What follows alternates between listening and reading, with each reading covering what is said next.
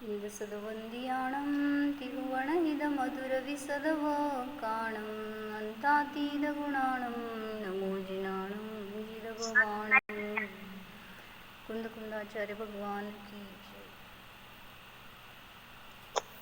असं करायचं आपलं चिंतन काय आठवतं ते करायचं काहीतरी म्हणायचं होय काय काय काय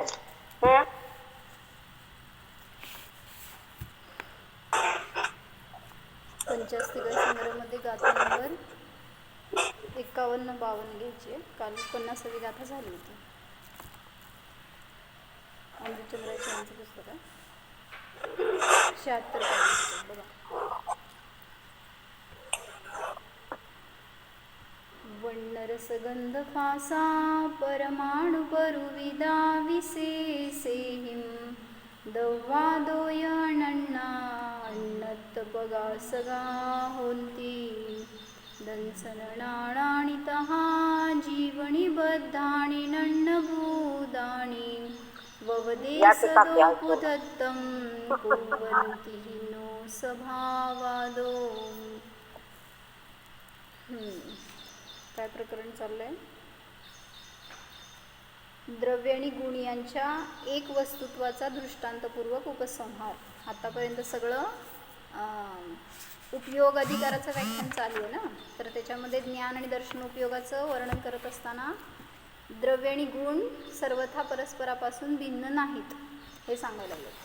मग त्याच्यामध्ये शेवटची गाथा ही दृष्टांत देऊन उपसंहार करत आहेत.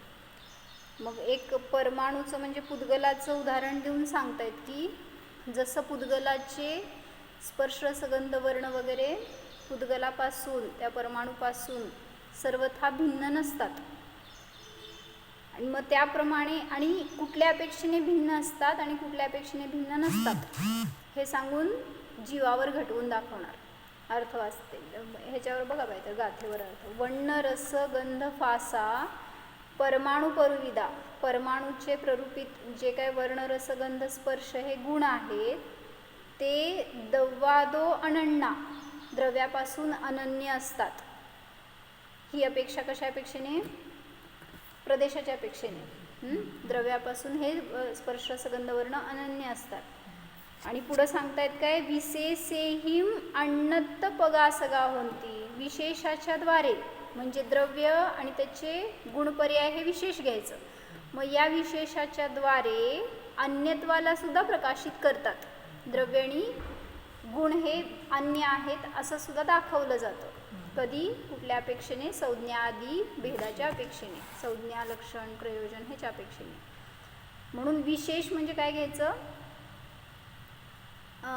हे संज्ञा वगैरे म्हणा, गुण आणि पर्याय हे कुठल्या अपेक्षेने भिन्न आहेत? तर संज्ञा लक्षण आदिकांच्या द्वारे जेव्हा प्ररूपण करतोय, व्यपदेश आदी सांगतोय, तर त्यावेळेस तिथं ते अन्यत्वाला प्रकाशक, अन्यत्वाचे प्रकाशक आहेत.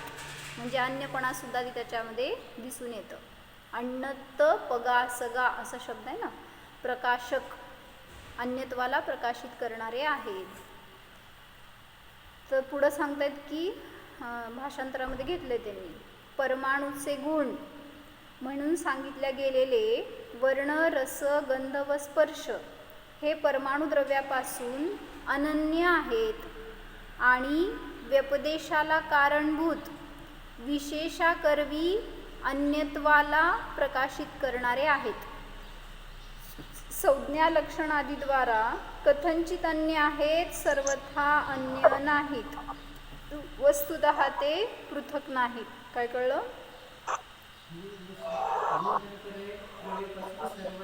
भिन्न नाहीत. प्रदेशाच्या अपेक्षेने ते अभिन्न आहेत. पण कथनचित संज्ञा आदी म्हणजे व्यपदेश आदिकांच्या द्वारे जेव्हा कथन करतो त्यावेळेस ते भिन्न आहेत. प्रीतीबेन, पंचास्तिकाची गाथा नंबर 51-52 चालू आहे. प्रीतीभाभी, अमृतचंद्राची टीका आहे. तर दुसऱ्या गाथेमध्ये द्राष्टांत सांगतायत. पहिल्या गाथेमध्ये दृष्टांत घेतला, आता दार्ष्टांत रूपाने कथन करतायत. की दंसन नाणानी तहा, त्याप्रमाणे दर्शन ज्ञान हे जीवाशी निबद्ध अनन्यभूत आहेत. काय कळलं? दर्शन ज्ञान हे जीवाशी निबद्ध म्हणजे अपृथकभूत आहेत आणि अनन्य आहेत. हां. ववदेसदोपुधत्तम, व्यपदेशाधिकांच्या अपेक्षेने पृथक्त्व केलं जातं. म्हणजे सर्वथा पृथक्त्व नाही, पण व्यपदेशाधिकांच्या द्वारे पृथक्त्व केलं जातं. नो सहावादो, स्वभावांच्या अपेक्षेने पृथक्त्व नाही, करता येत नाही. मग एक दृष्टांत रूपाने गाथा सांगितली आणि त्या अनुसरून दाष्टांत सुद्धा घटवून दाखवलं. म्हणजे प्रयोजन काय आहे हे सगळं शिकण्याचं? तर माझे द्रव्यगुण माझ्यामध्ये निबद्ध आहेत, माझ्याशी अनन्यभूत आहेत, पृथक्त्वरूप नाहीत. जरी व्यपदेशाधिकांच्या द्वारे तुम्हाला समजवण्यासाठी सांगितलं समयसारमध्ये की व्यवहारणो जीवा व्यवहारदो दुजीवा, काय सत्वी गाथा समयसारची, व्यवहारेणुवदिसई नाणीस चरित्त दंसनम नाणम, नवी नाणम न चरित्तम न दंसनम जानगो शुद्धो. म्हणजे काय म्हटलं? व्यवहार न्यायाने सांगताना म्हणलं जाईल जीवाचं ज्ञान आहे, दर्शन आहे, चारित्र्य आहे, भेद केला जाईल, पण तरीसुद्धा निश्चयाने त्याच्यामध्ये नो दंसनम नो नाणम नो चरित्तम, जीव म्हणजे दर्शन नाही, ज्ञान नाही, चारित्र्य नाही, मग काय आहे?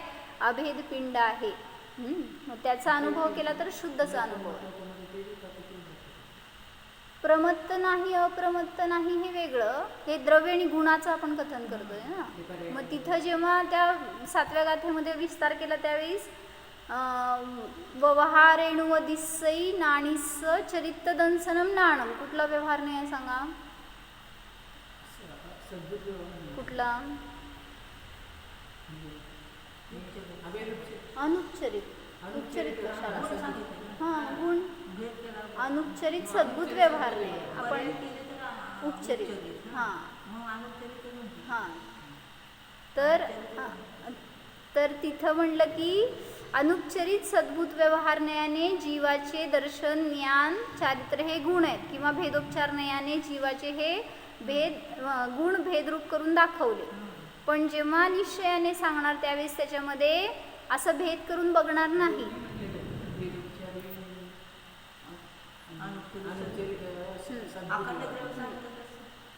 बरोबर.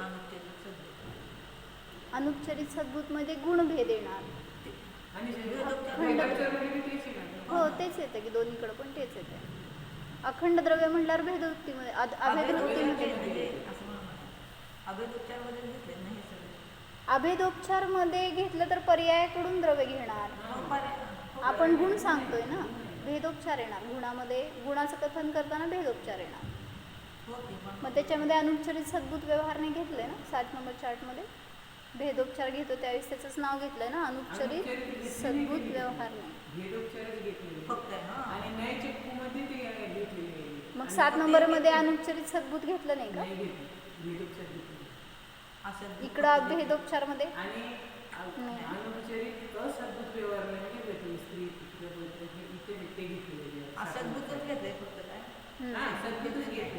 मग सांगितलं म्हणून की जेव्हा भेदोपचाराने कथन करणार त्यावेळेस द्रव्यातले गुण असे वेगवेगळे काढून दाखवले जाणार. आणि जर अखंड द्रव्य दाखवलं तर नाही, व्यवहार नाही, अभेदवृत्ती निश्चय नाही आहे. अनुपचरित सद्भूत कुठं निश्चय नाही आहे? नाही, आता भेदोपचाराचंच नाव का नाही घेतलं बघू घ्या जरा न्यायदीपिका. भेदोपचाराचं नाव अनुपचरित सद्भूत का नाही घेतलं असं विचारते. कुठं अखंड द्रव्य आहे? भेदच आहे ना त्याच्यामध्ये, गुणभेदच आहे दोन्हीकडे पण. अनुपचरित सद्भूत मध्ये पण आणि भेदोपचारामध्ये पण गुणच आहेत, भेद रूपाने दाखवले. मग एक असेल किंवा अनंत असतील. जयंत तुम्ही मासामध्ये घेतलेले अनुपचरित सद्भूत व्यवहार नाही. काय प्रश्न आहे कळलं का तुम्हाला? वेदोपचार मध्ये का घेतला सद्भूत अनुपचरित सद्भूत? पण अभिप्राय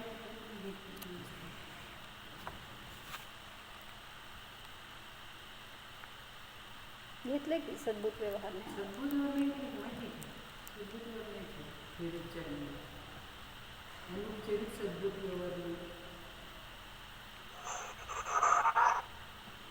तिथं घेतलेलं आदिवाचारामध्ये अनुपचारिक असद्बुद्धी घेतलेलं होतं. घेतलंय की सद्भूत व्यवहार नाही घेतलं शुद्ध आहे तू काय कळलं फक्त अनुपचरितचं नाव नाही दिलं त्यांनी सद्भूत व्यवहार नाही म्हटलं त्याच्यावरनं काय म्हणताय प्रीती बोलते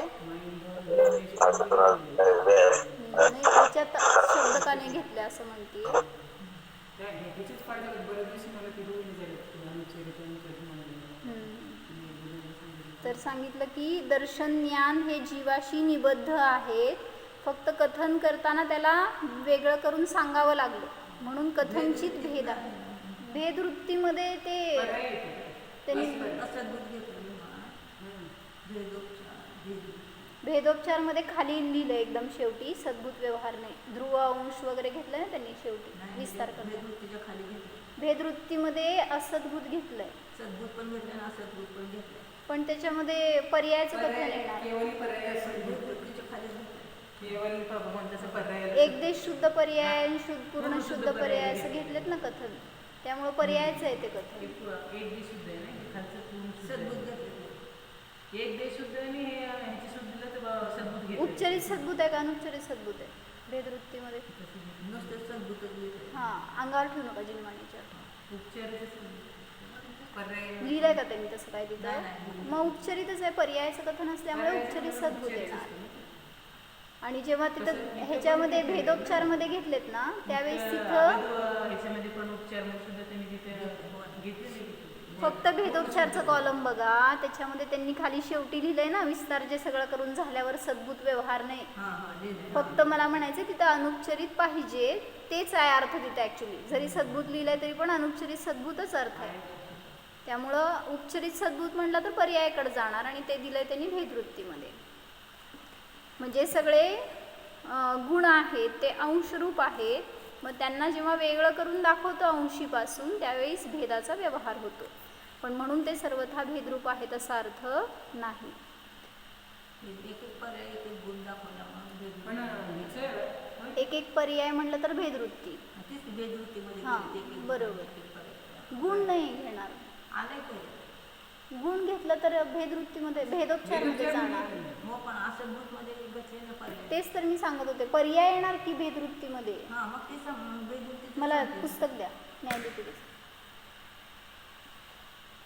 पर्यायाचं काही प्रश्न नव्हताच की आपल्याला गुणाचा प्रश्न आहे ना असद्भूतमध्ये पण आलंय आणि सद्भूतमध्ये पण आलंय भेदवृत्तीमध्ये पण आलंय असं मला भेदवृत्तीमध्ये भेदवृत्तीमधला फरक सांग भेदवृत्तीमध्ये सद्भूत व्यवहारणे आणि असद्भूत व्यवहारणे एवढंच नाव दिलंय बरोबर मग त्याच्यामध्ये सद्भूत व्यवहारण्यात पूर्ण पर्यायाचं कथन आहे एक देश शुद्ध पर्याय आणि पूर्ण शुद्ध पर्याय वगैरे इथं गुणाचं कथन नाही आलं त्यामुळे ते उपचरित सद्भूत व्यवहार पण एक नाही एक पर्यायचे असणार नाही. हां पर्याय भेदवृत्तीमध्ये बरोबर. उपचारमध्ये भेदोपचारमध्ये अभेद उपचारमध्ये आता म्हणून. नाही अभेद अभेद एक मिनिट उपचारमध्ये त्यांचं. असद्भूत आलंय का नाही सद्भूत असद्भूत आहे की अभेद उपचाराचा काही प्रश्नच नाही आम्हाला पर्यायाकडून अखंड द्रव्य घेणार आहे त्यामुळे तिथं सद्भूत असद्भूत दोन्ही येणार हां भेदोपचारचा फक्त प्रश्न होता की अनुपचरित सद्भूत असा शब्द नाही लिहिला पण तो सद्भूत जो व्यवहार सांगितलाय ध्रुवांश किंवा काय ध्रुवांश का कथन ध्रुवांश अथवा गुणभेद करणा ज्ञानगुण दर्शनगुण आनंदगुण सद्भूत व्यवहार एवढं जे शब्द लिहिलाय ना तर तो अनुपचरित सद्भूत व्यवहारच आहे असं म्हणायचं अभेदोपचारमध्ये दोन्ही येणार सद्भूत पण येणार आणि असद्भूत पण येणार ओके मग अभेदवृत्तीचा का होत नाही तर एक एक गुण घेतलाय असं म्हणून. अभेदवृत्तीचा विषय होणार नाही होत कारण नाही. गुणभेद झालाय हां, ना तेच एक एक भेदोपचारमध्ये हां असं एक एक गुण घेतला. ज्ञान आणि वाल जीव घेतले तर मग तिथं अभेदवृत्ती झाली. आणि इथं अनुपचारित असं तर शरीरी जीवाला घेतलेलं पण तो आत्ता वर्तमानमध्ये त्या शरीरामध्ये असतो तो शुद्ध होईपर्यंत म्हणून त्यांना काढता येत नाही म्हणून शरीरी जी एक क्षेत्रावगा हा संबंध आहे ते अनुच्चरितमध्येच घालतो ना आपण. आत्ता ज्याला भिन्न करू शकत नाही, आत्ता करू शकत नाही. कुठलंही द्रव्य असू देत ते जेव्हा मिसळलेत आणि ते एक क्षेत्रावघा रूपाने राहत आहे तर त्यावेळेस तिथं ते अनुच्चरित सद्भूत व्यवहार नाही म्हणलं, अनुच्चरित असद्भूत व्यवहार नाही म्हटलं जाणार. नाही, मला काय प्रश्न आला होता आत्ता, अभेदोपचारमध्ये उपचरित सद्भूत घेतलंय का? नाही घेतलं. सद्भूत घेतलंच नाही का?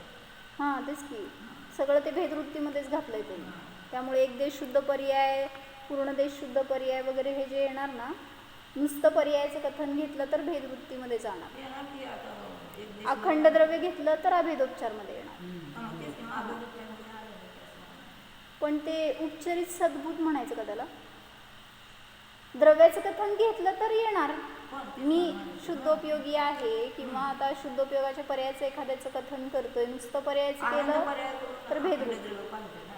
हां आरंभ पर्यायाकडून अखंड द्रव्य पाहिजे, अभेदोपचार झाला हां, आणि अनुच्चरित तिथं कुठे येणार तसं? दुसऱ्याचं द्रव्य आहे ना ते. मग तेच की, असं तर झालंच की.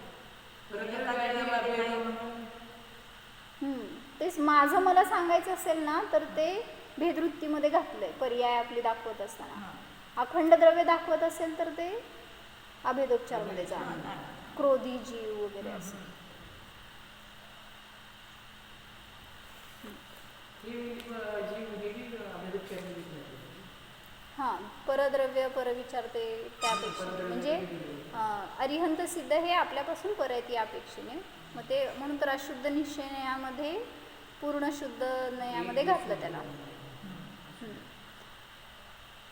म्हणजे थोडंसं डिफरन्स कसं समजतं ह्याच्यावरून की 7 नंबर चार्टमध्ये जे त्यांनी अभेदोपचार घेतला आहे ना, तर त्याच्यामध्ये क्रोधी जीव किंवा हे अरिहंत सिद्ध हे वगैरे घेतले तर माझ्या द्रव्याचं पण, माझ्या पर्यायाकडून द्रव्याचं कथन आलं आहे आणि परद्रव्याचं पण कथन आलं आहे.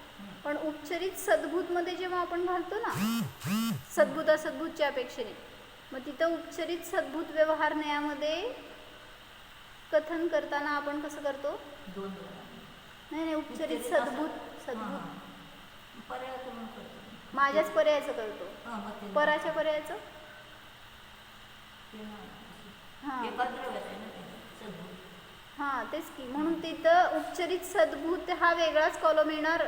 अभेदोपचारामध्ये जे घेतलंय त्यांनी ते सगळे स्वतःच्या पण अपेक्षेने पराच्या पण अपेक्षेने आहे. त्यामुळं परद्रव्याचं अभेदवृत्ती विनयमध्ये उपचार ह्याच्यामध्येच घेतलेलं आहे ना ते. अभेदोपचारमध्येच घेतलेलं परद्रव्य अभेदवृत्ती वगैरे. तेच की, अभेदोपचारमध्ये येणार पण उपचरित सद्भूतमध्ये येणार नाही असं मी म्हणते. कारण उपचरित सद्भूत आपण आपल्या द्रव्याचं किंवा एका द्रव्यातलं दाखवतोय ना, माझ्या द्रव्याच्या पर्यायाचं कथन करतोय. त्यामुळं काय बोलतोय आम्ही कळत आहे का तुम्हाला? माझ्यासमोर बसलाय सगळे. प्रीती भाभी,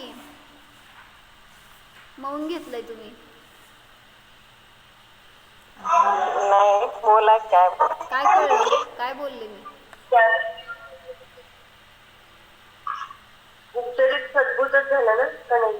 कोण कुणाचं उपचरित सद्भूत येणार? ज्ञानीची हां, ज्ञानी जीव म्हणताना मी ज्ञानी म्हणताना आता पर्याय जर घेतला ज्ञान ही, त्या ज्ञानाकडून ज्ञानी जीव असं म्हणला तर उपचरित सद्भूत येणार. की म्हणजे मती ज्ञानी, केवळ ज्ञानी असं पर्यायाकडून दाखवलं तर. क्रोधी जीव वगैरे हे सगळं आपण जे दाखवतो तर क्रोधीची असद्भूत होईल ना? का बरं? माझीच पर्याय आहे ना ती. क्रोध ही शरीराची द्रव्यकर्माची पर्याय नाही म्हणते मी. आपले भावकर्म जेव्हा दाखवतो त्यावेळेस उपचरित सद्भूतमध्येच दाखवतो ना आपण. हा त्या अपेक्षेने उपचरित सद्भूत द्यायचं. हां, मग माझ्या भावकर्माच्या पर्यायाकडून द्रव्य दाखवलं म्हणून उपचरित सद्भूत व्यवहार नाही येणार. आणि अभेदोपचारामध्ये अशुद्ध निश्चयातला अशुद्ध निश्चयने येणार. क्रोधी जीव तुम्हाला बघायचं तर ठेवा की समोर. क्रोधी जीव हे ह्याच्यामध्ये येतं. अभेदोपचारमध्ये. अभेदोपचाराच्या अशुद्ध निश्चयने अशुद्ध निश्चयने. आणि परद्रव्याचा अभेदवृत्ती घेतली तर तिथं बी अभेदोपचारमध्ये अभेदोपचारमध्ये आहेच की ते. मग तिथं आहे की अभेदोपचारामध्ये परद्रव्याचा विचार आहे, पण उच्चरित सद्भूतमध्ये नाही, असं मी सांगते जरासं डिफरन्शिएट करण्यासाठी. ठीक आहे, लय समजत नसतं तर किचकटात पडू नका. सामान्य जेवढं ज्ञान आहे ते पण विसरून जाल, नाही यात गोंधळ झालं तर.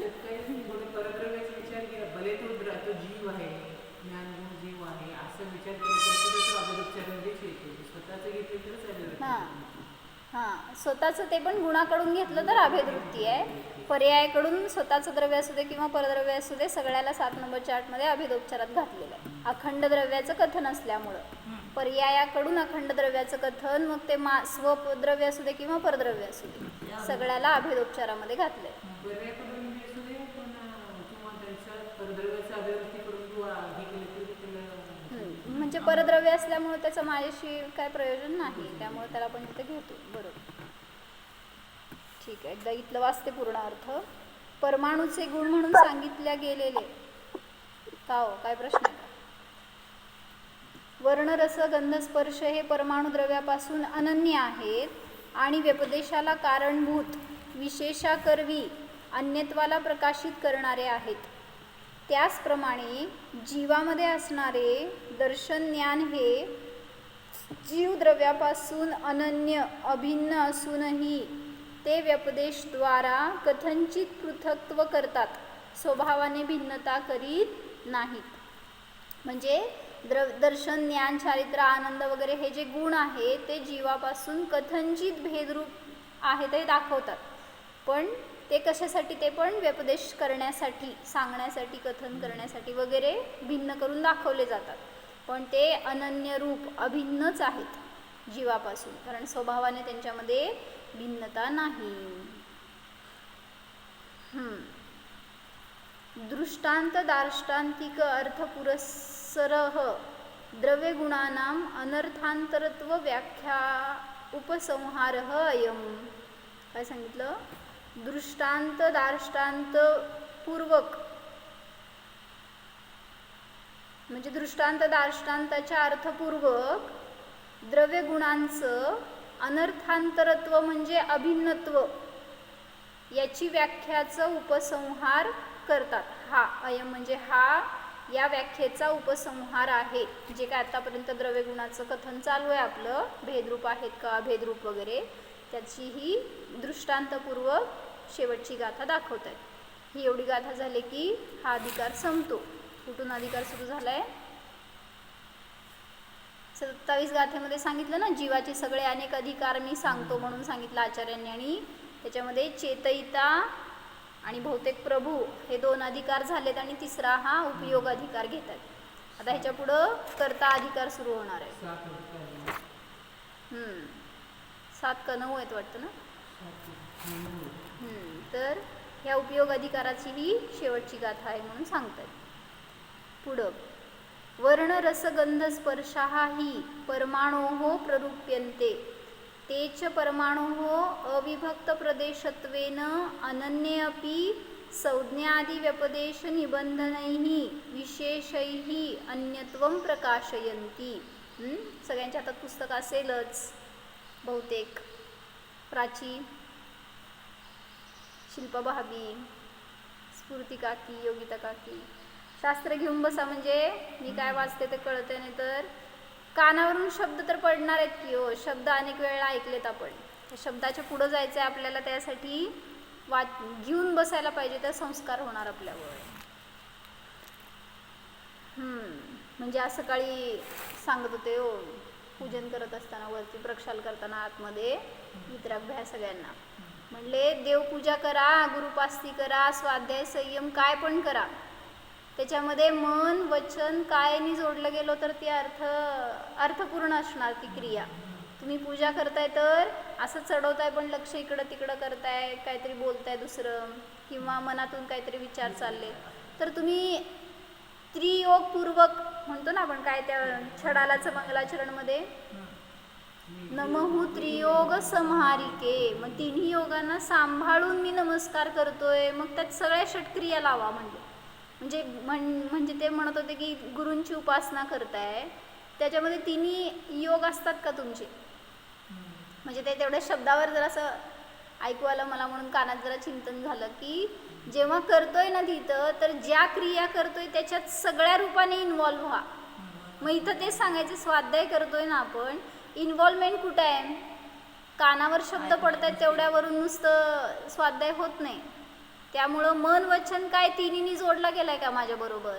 स्वयंपाक करताय मला माहिती आहे, कानावर चालू ठेवलेत तुम्ही शब्द, किती उपयोग राहणार आहे न ती भाजी नीट होणार आहे न हे शास्त्र नीट समजणार आहे.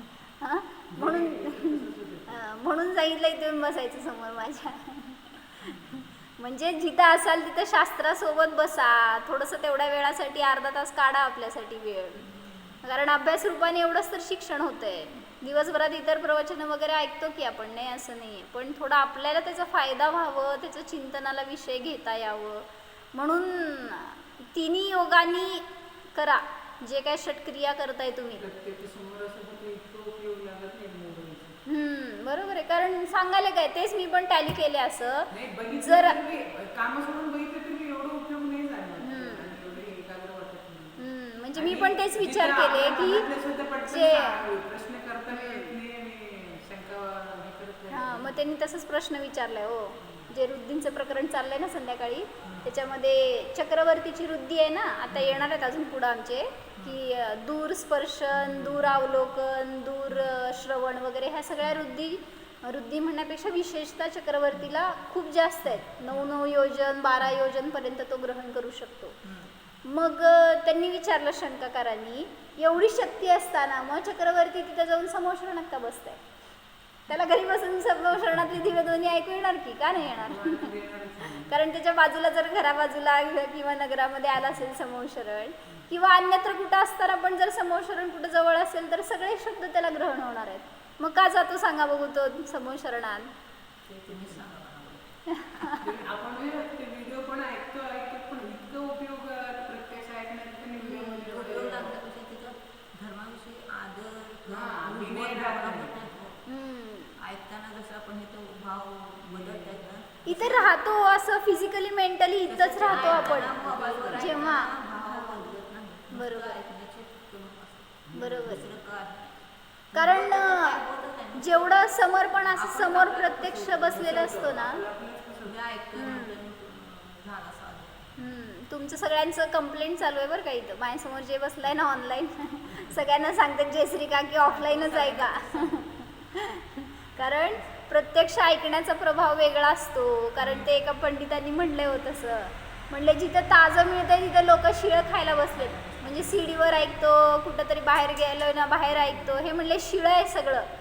जेव्हा नव्हते तिथं तीर्थंकर नाही आहेत म्हणून आपल्याला परोक्ष ऐकावं लागतंय. तीर्थंकर असताना तुम्ही जर म्हणाल की घरी बसून दिव्यध्वनी ऐकतो, जसं चक्रवर्ती म्हणेल मला येतंय सगळं इथं ऐकू, मग ते का जातो सांगा? तर त्याला मस्त त्यांनी 4-5 कारणं दिली आहेत.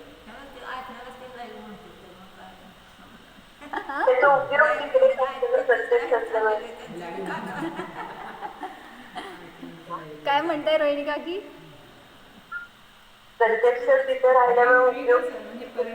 हां, मग तेच म्हणतात त्यांनी, नुसतं तुम्ही कानावर शब्द पडणं म्हणजे स्वाध्याय होतोय असं नाही. तुम्ही फसवताय सगळे, स्वतःला फसवताय आणि जिनवाणीला फसवताय, धर्माला देवाला सगळ्याला फसवताय. कारण जेवढं राहायला पाहिजे तेवढं आपली विशुद्धी राहत नाही. समोर ऐकत असताना बाकीच्या सगळ्या क्रिया थांबलेल्या असतात किंवा मन वचन काय जोडले जातात आपले त्याच्यामध्ये. जसं आम्ही अम्माच्या समोर बसतो, म्हणजे अम्मांच्या समोर बसतो ना आता आम्ही शास्त्र घेऊन, त्यावेळेस आम्हाला तसं जाणवतो फरक. आम्ही वाचण्यामध्ये कसा फरक असतो किंवा आणि त्यांच्याकडून ऐकण्यामध्ये, त्यांनी प्रत्यक्ष सांगण्यामध्ये कसा फरक जाणवतो हे समजतंय. त्यामुळं म्हटलं जिथं मिळतंय ना प्रत्यक्षच ऐका. असं मागं ऐकायला तर आहे, वृद्धापकाळ सगळा तसंच ऐकणार आहे तुम्ही, कुठं जाऊन ऐकणार नाही. पण जोपर्यंत हे सगळं ऐकाल ना तुम्ही प्रत्यक्ष, तर तुम्हाला इतर वेळीस जेव्हा चिंतन करताय, पुन्हा स्वाध्याय आधी करताय ना, सगळं परत असं एकदम रिकॉल होणार आहे की काय म्हणतात, मिरर क्लिअर. पण जर असं आपण आत्ताच ऐकताना असं ढोबळ ऐकतो की कानावर पडलंय आणि कधी निघून गेलाय कळत पण नाही. धारणेत आत जायला तर पाहिजे की ते, त्याच्यावर चिंतन मंथन व्हायला पाहिजे. असं होत नाही. म्हणून सांगितलं स्फूर्ती काकी उद्यापासून माझ्यासमोर बसायचं, योगिता काकी, अजून कोण आहे, शिल्पा भाभी, जे कोण इथले आहेत ते सगळे माझ्यासमोर बसायचं. अजित काका.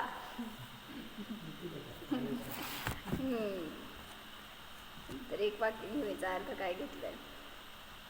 म्हणून हे सांगत होते मी की मन वचन काय जोडले गेलेत का, असं प्रश्न स्वतःला विचारा. जे काय तुम्ही षटक्रिया करताय त्या सगळ्यामध्ये, आणि पर्पजफुली तसं लावा.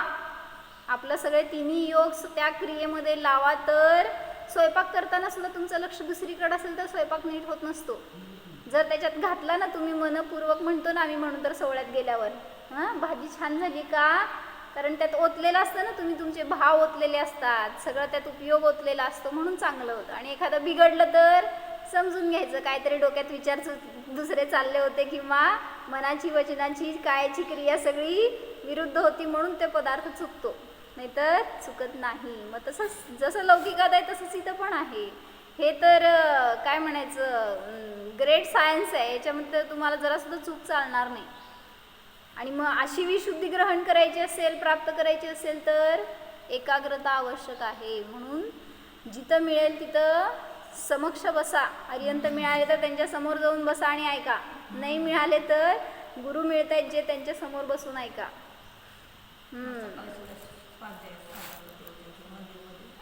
मंदिरात जिथं कुठं स्वाध्याय चालतो तिथं स्वतः ऐका, तिथं जाऊन समोर. नाहीतर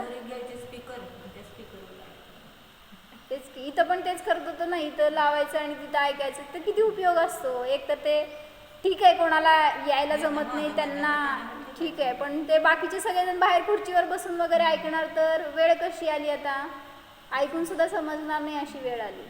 म्हणजे शेवटी जसं वापर तुम्ही करणार आहे ना मन वचन कायचा, तेवढं तुम्हाला ते चांगलं उपयोगाला येणार आहे, तर नाही.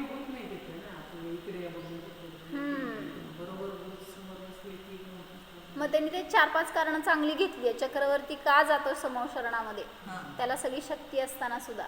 तर त्यात त्यांनी, मला पूर्ण आठवत नाही आहे, ते एक कारण काय सांगितलं की घरी बसून राजमहालामध्ये त्याला सगळं तिथं ग्रहण होईल का, तो तिथं जातो समोशरणात. मग म्हणले भलेही कानावर शब्द पडतील, ऐकू येतील, समजतील, पण प्रश्न विचारता येणार नाही, म्हणून तो समोशरणात जातो. दुसरं सांगितलं की त्याला भगवंतांविषयी खूप बहुमान आहे, आणि ज्याचा बहुमान असतो त्याच्या समोर जाऊन तो बहुमानपूर्वकच ग्रहण करतो. असं नाही की जसं आता तुमचे काय म्हणायचं, कोण गुरुजन आहेत किंवा घरातले कोण आदरणीय वडीलधारी वगैरे आहेत, त्यांच्याविषयी आपल्याला बहुमान असेल तर ते दुसऱ्या खोलीत, आणि आपण दुसऱ्या खोलीत, आणि आपण इथं वाहवा करतोय, आमचे हे खूप चांगले आणि ते त्यांना खूप ज्ञान वगैरे, असं नाही आहे. त्यांचं आपण काय ऐकायचं असेल तर त्यांच्या पायाशी जाऊन बसणार, त्यांचा आदर सत्कार करणार. तर म्हणून सांगितलं की परोक्ष बहुमान व्यक्त होत नाही फार. जिथं अडचण आहे तिथं परोक्षता ठीक आहे, पण जिथं आहेत तर तिथं नियमाने प्रत्यक्ष जाऊनच बहुमान, आदर, विनय आदी केला जातो. तिसरं सांगितलं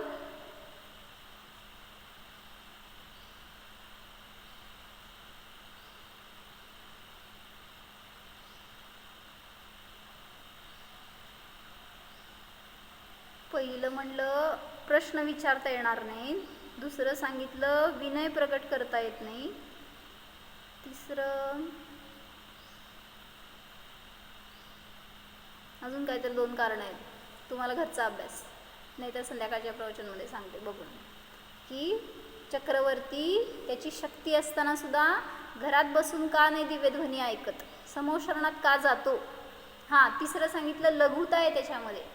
विनय आणि लघुता एकाच पॉईंटमध्ये घेतलेत बहुतेक. दुसऱ्याबद्दल विनय आहे आणि तेवढी लघुता, नम्रता आहे, ग्रहण करण्याची इच्छा आहे, आदर भक्ती आहे, म्हणून ती प्रगट करण्यासाठी म्हणून तो समोशरणामध्ये जातो. अजून 1-2 कारण आहेत काहीतरी, तुम्हाला सुचले तर तुम्ही सांगा. हे सगळं समजून उद्या माझ्यासमोर सगळेचे सगळे तुम्ही 16 जण दिसायला पाहिजे. माझ्यासमोर नाही, जिथं चालू आहे तिथं तरी ग्रहण करा जाऊन, तर तुमचं कल्याण आहे. नाहीतर असं तर आपण घरात बसून TV सुद्धा बघतोय, काय उपयोग आहे त्याचा. बरं जाऊ दे, तिथं पण म्हणायचं TV वर सगळं दिसतंय का नाही तुम्हाला, तरी पण का थिएटरमध्ये जाता. त्याच्या पुढं जाऊन समजा काय म्हणायचं, गावामध्ये जर कुठं शूटिंग चालू असेल, तुम्हाला सगळं घर बसल्या दिसणार आहे TV वर, का जाता तिथं जाऊन प्रत्यक्ष जाऊन ते शूटिंग का बघता. मग तुमच्या गावात समजलं मोदी आलाय किंवा कोण क्रिकेटर आलाय, एखादा स्टार आलाय, एकमेकांनी धक्काबुक्की हां, जागा नसली, तिकीट नसलं तरी सुद्धा धडपडून मिळवून जाणार तिथं सगळं बघायला आणि मिळवायला. पण इथं चालतंय, मिळतंय घरात बसून. ऑनलाईन चालू केलं आम्हाचं प्रवचन, कशाला इथं येणार, घरात बसून आपलं आपलं काम करत ऐकणार. तर अशा परिणामांनीच आपण त्या गोष्टीपासून दूर जातोय. वाटतंय तुम्हाला आत्ता की आपण धर्माच्या निकट आहे, धर्म करतोय, पण कधी धर्म तो हळूहळू आपल्या परिणामातून लूज होत जाऊन नष्ट होणार आहे कळणार पण नाही. जेवढी गाढता असायला पाहिजे, जेवढी त्याची काय म्हणायचं एक दृढता असायला पाहिजे, जेवढं त्याच्याबद्दल आपुलकी आस्था असायला पाहिजे, तेवढी राहत नाही. मग म्हणून सांगितलं जिथं शक्य आहे ना तिथं आपलं पुरुषार्थ करा.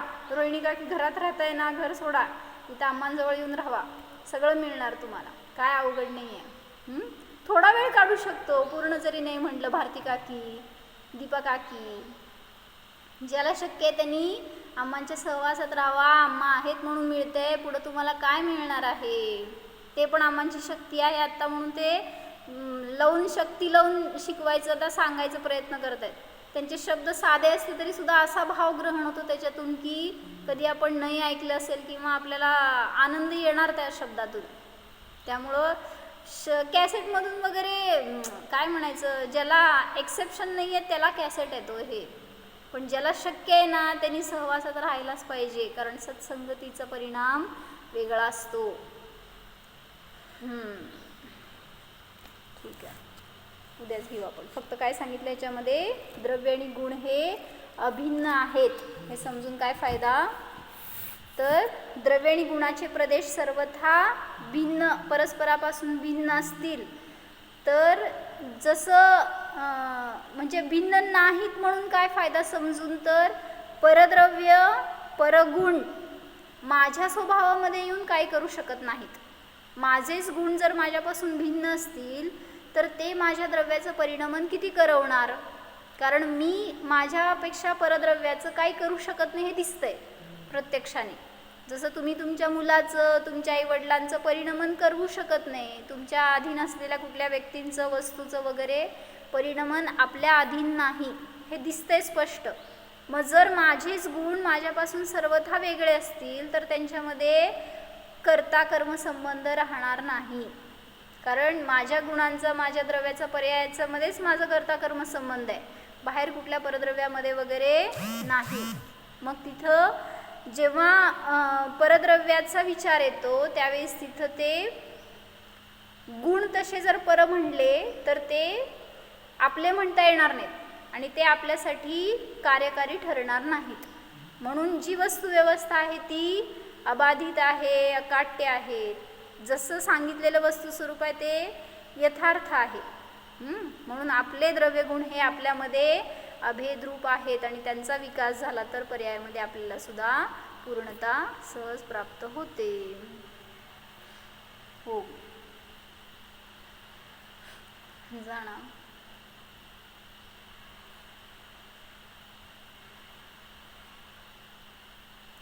अभेद अखंड ध्रुव स्वभाव जाणा.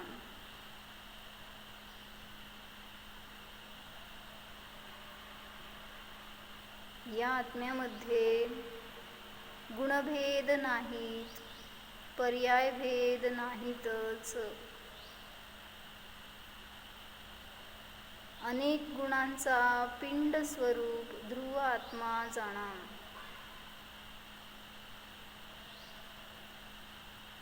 या आत्म्यात भेद कल्पना नाहीच. जेथे भेद आहे तेथे अभेद आत्मा नाही.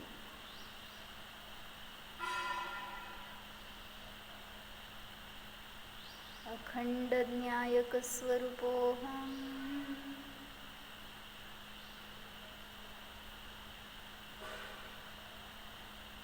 ओम